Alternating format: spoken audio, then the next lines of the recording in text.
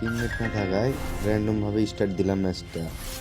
যে এমনি 3টা ম্যান পড়ছে গোলার বাইরে, শেষ জন্য একবার রিহাব দিল। রিহাব দেওয়ার পর ওপরে কিছু প্লেয়ার আছে, যে প্লেয়ারগুলো আমার এখন মারবে, মানে আমার এখান থেকে বের হতে দিবে না তো দিবে না।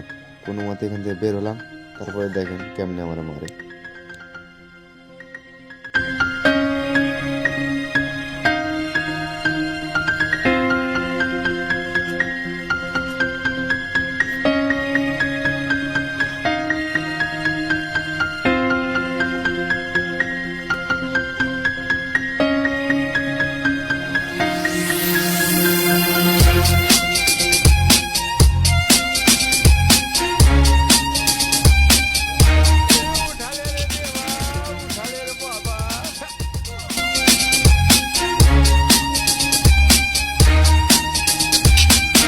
मौत को छू के तब से वापस आ सकता हूं।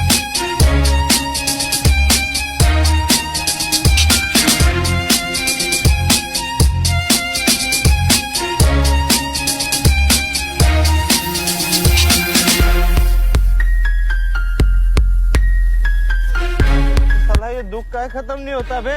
मेरे तो एल लग गए समझे।